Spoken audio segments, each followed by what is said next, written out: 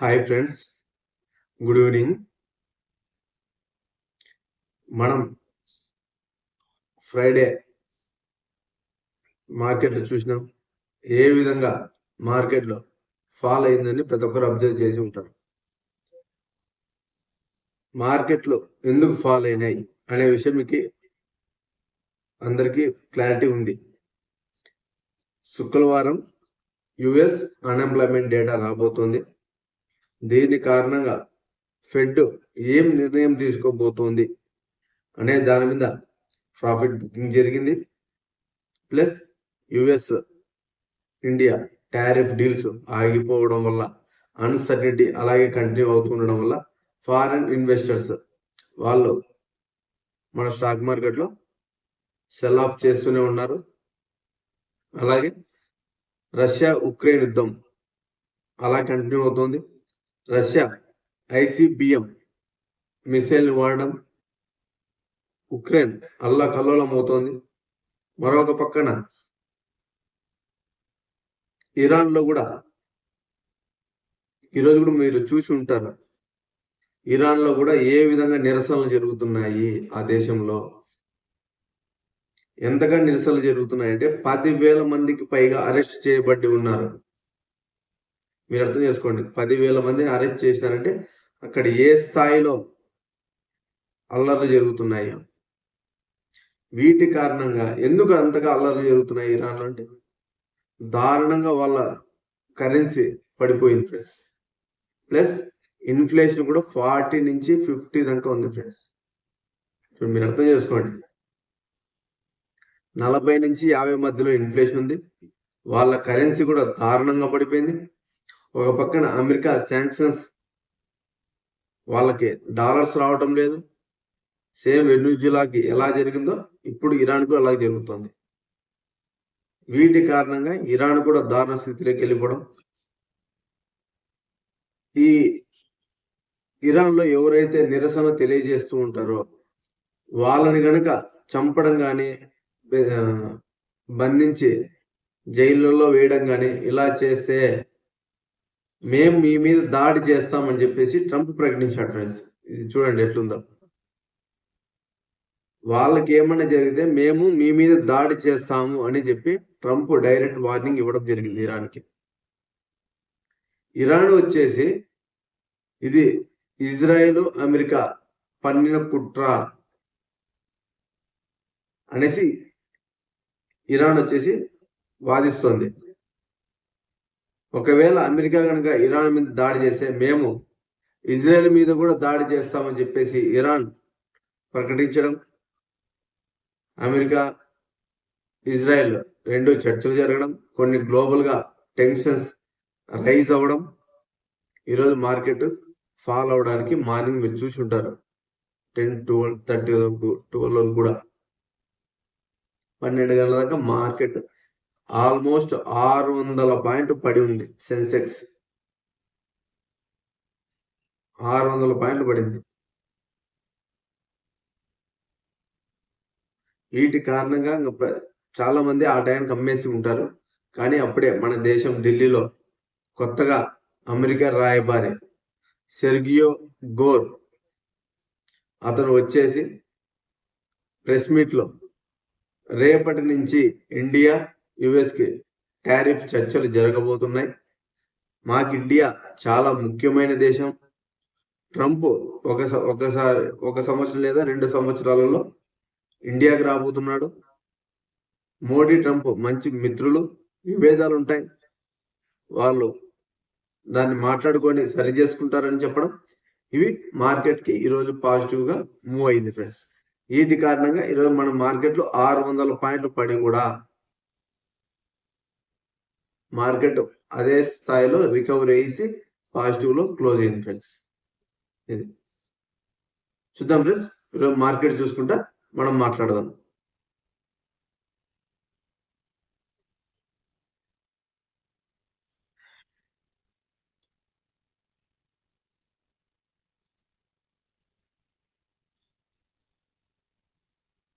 చూడండి friends, Nifty 50 106 points పెరిగింది.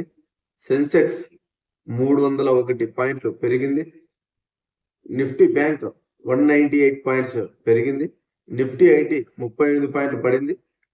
Small cap index 338 పాయింట్లు పడింది.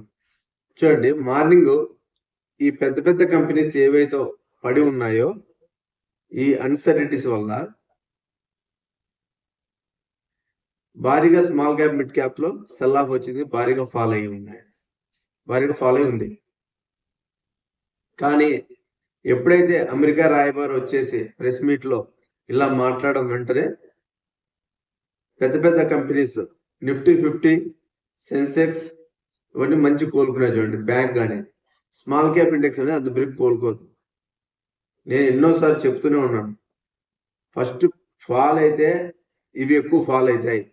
పెరగడం స్టార్ట్ అయితే ఫస్ట్ నిఫ్టీ 50 పెరిగిన తర్వాతనే దాంట్లో వచ్చిన ప్రాఫిట్ ని వీళ్ళు బుక్ చేసుకొని ఈ స్మాల్ క్యాప్ మిడ్ క్యాప్స్ లో ఇన్వెస్ట్ చేయడం జరుగుతుంది అని చెప్పేసి చెప్తున్నాం. సేమ్ ఈ రోజు కూడా చూడండి, రికవరీ వచ్చింది. నిఫ్టీ 50లో వచ్చింది, సెన్సెక్స్ లో వచ్చింది, బ్యాంక్ ఐటీలో వచ్చింది. కానీ స్మాల్ క్యాప్ లో రాలేదు. దీనికి ప్రధానమైన కారణం టెన్షన్స్ ఉంటే స్మాల్ క్యాప్ మిడ్ క్యాప్స్ లో జనాలు ఉండడానికి ఇష్టపడరు ఫ్రెండ్స్. ఇంకొకటి నిఫ్టీ ఐటీ కూడా ఈరోజు కొంచెం ఆల్మోస్ట్ అక్కడే ఉంది అనుకోండి, కానీ 38 పాయింట్ అయితే ఫాల్ అయింది ఫ్రెండ్స్. ఐటీ మొన్న బాగా పెరిగింది కదా, ఈరోజు స్టేబుల్ గా ఉంది. ఐటీ ఇండెక్స్ పడడానికి ప్రధాన కారణం ఇంకొకటి డాలర్ ఇండెక్స్. చూడండి,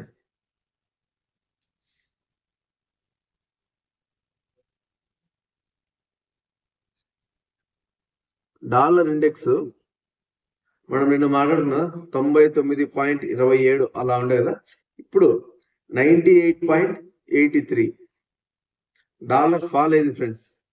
దీనికి ప్రధానమైన కారణం డాలర్ ఫాల్ అవడానికి ఈరోజు మీరు చూసే ఉంటారు, గోల్డ్ సిల్వర్ ఎంతగా పెరిగాయి. గోల్డ్ సిల్వర్ ఆల్ టైమ్ హైలో ఉన్నాయి ఈరోజు కూడా. ఎందుకు ఇంతగా పెరిగిందంటే ఈ ఫెడ్ అమెరికాలో కొత్త బిల్డింగ్ నిర్మిస్తుంది ఫ్రెండ్స్. ఇప్పుడు మనం ఆర్బీఐ బ్యాంక్ ఎలా ఉందో అమెరికాలో కూడా ఫెడ్ తన పాత బిల్డింగ్ లో లేకుండా కొత్తగా మరొక బిల్డింగ్ నిర్మిస్తోంది. ఆ నిర్మాణం ఖర్చులు అన్ని చూసేవారు ఫెడ్ చూస్తుంది. ట్రంప్ ఎప్పటి నుంచి విమర్శిస్తూనే ఉన్నాడు కదా, మీరు చెప్తున్నది ఒకటి లెక్క కానీ ఖర్చు పెడుతున్నది ఎక్కువ అని. సేమ్ ఎగ్జాక్ట్లీగా పోవెల్ ఎంత చెప్పాడు, కాంగ్రెస్ కి వాంగ్మూలం ఇచ్చాడు ఫ్రెండ్స్. ఫెడ్ కొత్తగా నిన్న తయారయ్యే భవనం ఇంత ఖర్చు పెడుతున్నాం అని. కానీ వాళ్ళు చెప్పిన విషయం కాంగ్రెస్ వచ్చేసి కోర్టుకి చెప్పింది. కోర్టు చెప్పడం వల్ల ఇంత ఖర్చు పెడుతున్నాం, కానీ అక్కడ ఇంకా ఎక్కువ ఖర్చు అవుతుందని చెప్పేసి కోర్టు వారికి గ్రాండ్ జ్యూరీ ఇచ్చింది ఫ్రెండ్స్. చూడండి, మీరు అర్థం చేసుకోవచ్చు. అంటే చెప్పినది ఒకటి చేసింది ఒకటి, మీరు ఫ్రాడ్ చేస్తున్నారు అనేసి. ఫెడ్డే ఫ్రాడ్ చేస్తుంది, ఫెడ్డే అబద్ధం చెప్పింది అని వాళ్ళు గ్రాండ్ జ్యూరీ ఫెడ్కి ఇచ్చారు. ఈ విషయం అఫీషియల్ గా ఫెడ్ చైర్మన్ పోవెల్ అఫీషియల్ గా చెప్పినాడు ఫ్రెండ్స్. వీటి కారణంగా ఈరోజు డాలర్ ఇండెక్స్ పడడం జరిగింది, గోల్డ్ సిల్వర్ పెరగడం జరిగింది ఫ్రెండ్స్. సిల్వర్ దారుణంగా పెరిగింది, గోల్డ్ వచ్చేసి ఆల్ టైమ్ హైలో ఉంది ఫ్రెండ్స్. వీటి కారణంగా ఈరోజు ఫెడ్ కారణంగా అది ఫ్రెండ్స్. చూడండి, ఇంకా అలాగే మన ఇండియా సిబిఐ కూడా వచ్చింది ఫ్రెండ్స్. ఈరోజు 4 గంటలకు వచ్చింది. చూడండి,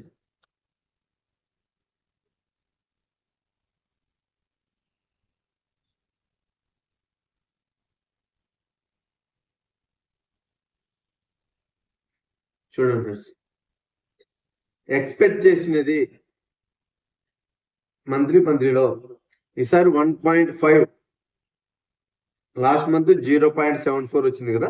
ఇప్పుడు కానీ మార్కెట్ ఎక్స్పెక్ట్ చేసింది వచ్చేసి 1.5 ఎక్స్పెక్ట్ చేసింది ఫ్రెండ్స్. ఆల్మోస్ట్ డబుల్ ఇన్ఫ్లేషన్, కానీ వచ్చినది వచ్చేసి 1.33. ఇది ఒక రకంగా మంచి విషయమే.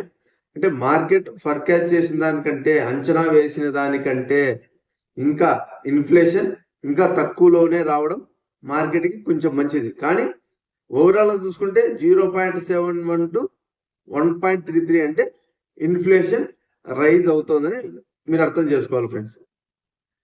ఇన్ఫ్లేషన్ రైజ్ కాకూడదు, ఇన్ఫ్లేషన్ రైజ్ అవుతుంది. మనం ఎక్స్పెక్ట్ చేసినది మామూలుగా మన ఇండియాలో 3 to 4 ఇన్ఫ్లేషన్ ఉంటే మన దేశానికి ఎటువంటి ఇబ్బంది ఉండదు ఫ్రెండ్స్. అంతకంటే పైకి వెళ్తేనే మన బ్యాంకులు కూడా వడ్డీ రేటు తగ్గించవు, రేట్లు హైలో ఉంటాయి. కస్టమర్కి వడ్డీ రేటు ఎక్కువ ఉంటుంది, ప్రతి వస్తువు కూడా హైలో ఉంటుంది. ఇన్ఫ్లేషన్ కంట్రోల్ ఉందంటే మన రూపీ కూడా స్ట్రాంగ్గా ఉంటుంది, మనకి ధరలు కూడా అందుబాటులో ఉంటాయి. బ్యాంకులు ఆర్బీఐ కూడా వడ్డీ రేట్లు తగ్గించడానికి ఆస్కారం ఉంటుంది. చూడండి, మీకు ఇప్పుడు చెప్పే ఇంత ముందుగా ఇరాన్లో ఇన్ఫ్లేషన్ 40 నుంచి 50 ఉండడం వల్ల ఈరోజు ఏ విధంగా గొడవలు జరుగుతున్నాయి అంటే, మనం ఒక 100 రూపాయలు పడే వస్తువు వాళ్ళు 30,000 20,000 పెట్టాల్సి వస్తుంది ఫ్రెండ్స్.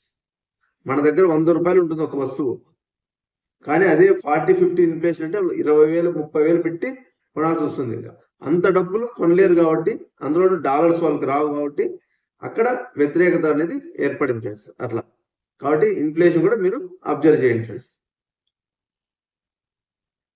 అలాగే మనం నిన్న మాట్లాడుకున్నాం కదా, యుఎస్ అన్ఎంప్లాయ్మెంట్ డేటా 4.4 వచ్చింది. వీటి కారణంగా రాబోయే రోజుల్లో ఫెడ్ ఏ విధంగా ఉండబోతుంది అని చెప్పేసి మనం నిన్న మాట్లాడడం జరిగింది. ఎవరైనా చూడకపోతే ఆ వీడియో నిన్నటిది చూడండి ఫ్రెండ్స్. అలాగే రేపు యుఎస్ సిపిఐ కూడా వస్తుంది, చూడండి, అది కూడా రేపు కూడా జాగ్రత్తగా ఉండాలి ఫ్రెండ్స్.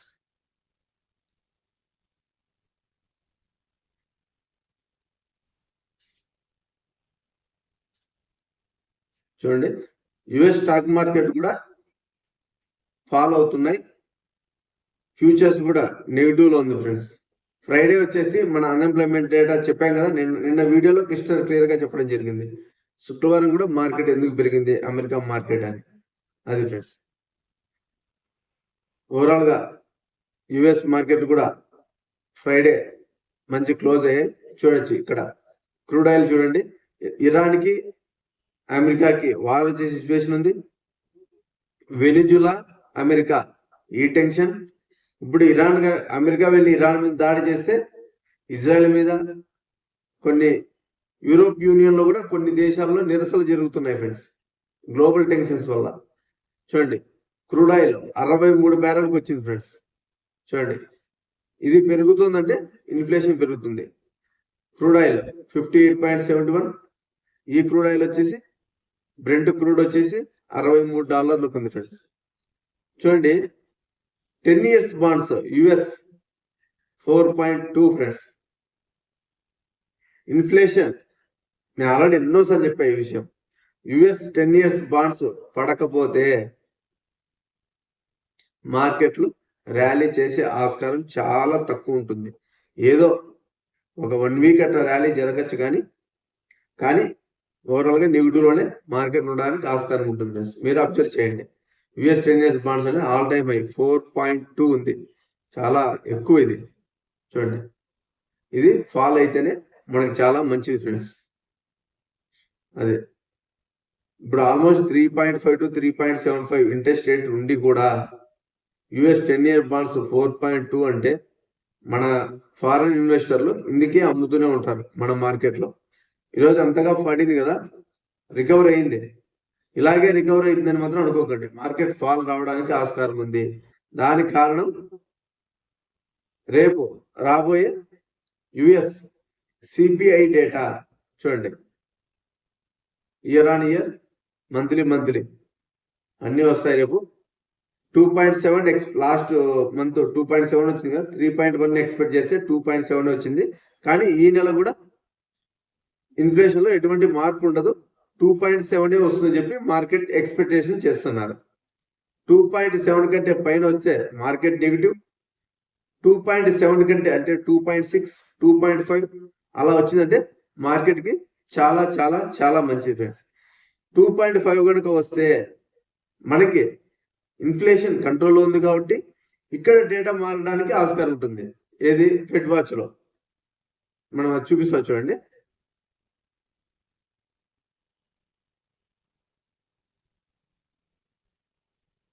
మనకి జనవరిలో అయితే రేట్ కట్ లేదు. మార్చిలో ఒకవేళ 2.5 అలా వస్తే, అలా జరిగితే చెప్తున్నాను ఫ్రెండ్స్.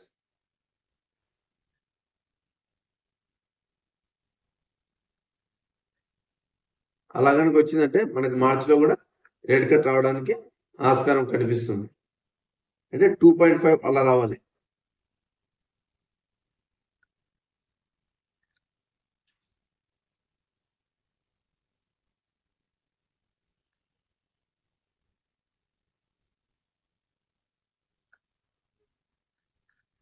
ఓకే ఫ్రెండ్స్, ఇక్కడేం చూపించడం లేదు ఈరోజు. కానీ 2.5 కనుక వచ్చిందంటే మనకి మార్చిలో వడ్డీ రేటు అనేది 50-50గా ఛాన్స్ అయితే కనిపిస్తుంది. మనం నిన్న చూపించుకున్నాం కదా మొత్తం అంతా డేటాస్ అన్ని, అది కొంచెం మారడానికి అయితే ఆస్కారం ఉంటుంది ఫ్రెండ్స్. ఇది ఓవరాల్గా యుఎస్ మార్కెట్ కూడా పాజిటివ్లు ఉన్నాయి. ఇంకా మన ఇండియా మార్కెట్లో వచ్చేసి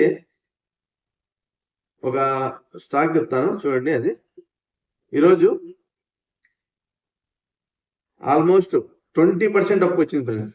జేటిఎల్ ఇండస్ట్రీస్ అని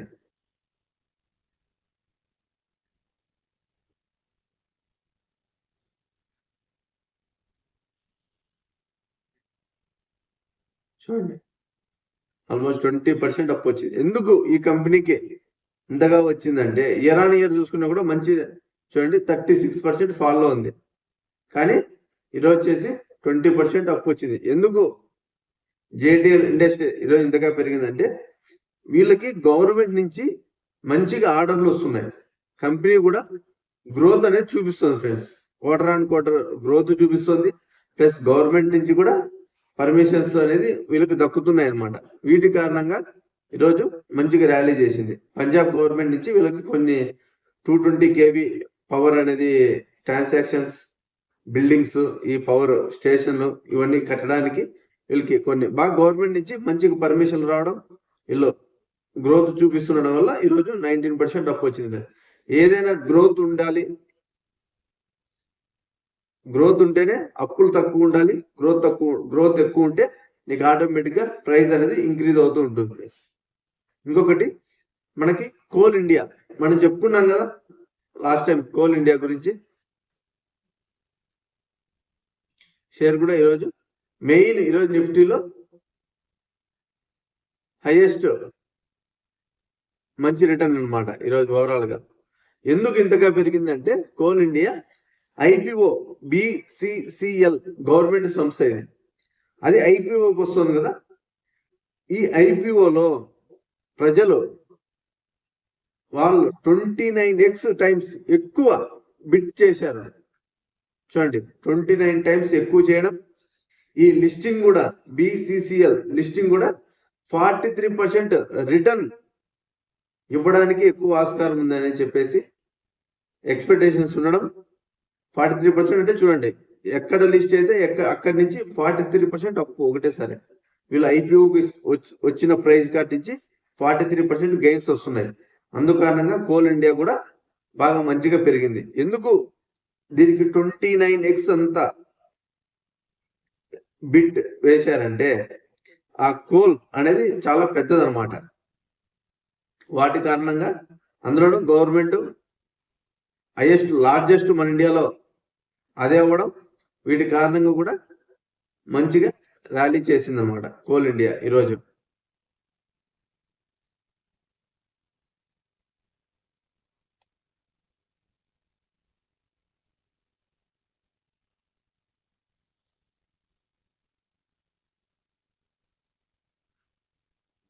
లారస్ ల్యాబ్ చూడండి ఫ్రెండ్స్, ఈరోజు ఆల్మోస్ట్ 4% పడింది ఫ్రెండ్స్. దీనికి కారణం వచ్చేసి అనుకున్న దానికంటే గ్రోత్ తక్కువ చూపించడం, ప్లస్ యుఎస్ నుంచి కూడా కొన్ని ఆర్డర్స్ తగ్గుతాయి అనే ఎక్స్పెక్టేషన్స్ ఉండడం. ఈరోజు ఈ లారస్ ల్యాబ్స్ అనేది ఫాలో అవడం జరిగింది. కానీ ఇయర్ ఆన్ ఇయర్ చూసుకుంటే 80% అప్పు ఉంది ఫ్రెండ్స్. 86% చూడొచ్చు మీరే, 86% అప్పు ఉంది. మంచి ఈరోజు ప్రాఫిట్ బుకింగ్ కూడా జరిగి ఉంటుంది.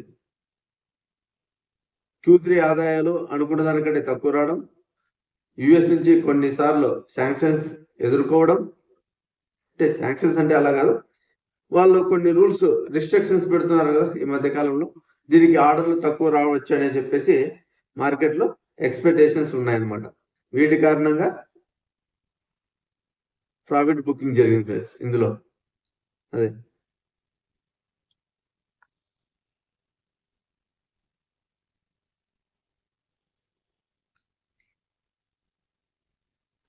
ఇంకా అలాగే ఈ జియోను బ్లాక్ రాక్ వీళ్ళు ఇద్దరు కలిసి ఒక ప్లాట్ఫామ్ చేస్తున్నారు కదా, అది కూడా వాళ్ళు investment 50-50 joint venture mutual fund చూడొచ్చు, జాయింట్ వెంచర్ కూడా తీసుకురాబోతున్నారు వాళ్ళు. ఈరోజు ప్రారంభం అవుతుందని చెప్పేసి ఎక్స్పెక్ట్ చేస్తున్నారు. మార్కెట్ కూడా చెప్పడం జరిగింది ఈ black rock and mutual fund Jio. ఇది ఫ్రెండ్స్ ఓవరాల్ గా. అలాగే మన real estate year on year చూసుకుంటే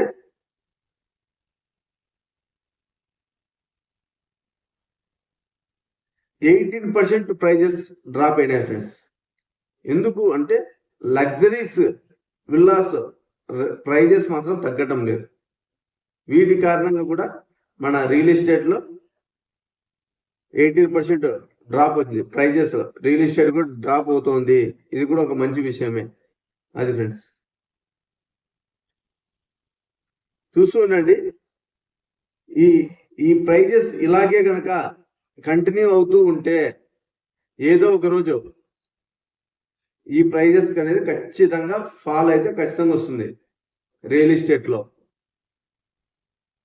ఇప్పటికే హై వాల్యూ స్థలాలు కావచ్చు, ఇళ్ళు కావచ్చు, ఎక్కడ చూసినా ముంబైలో కానీ, ఢిల్లీలో కానీ, హైదరాబాద్ కావచ్చు, ఈ మెట్రో సిటీస్ లో ప్రైజెస్ అనేది లగ్జరీ విల్లాస్ ఆ ప్రైజెస్ అనేది మాత్రం తగ్గడం లేదు. బట్ కానీ సేల్స్ మాత్రం పడిపోవడం జరిగింది ఫ్రెండ్స్.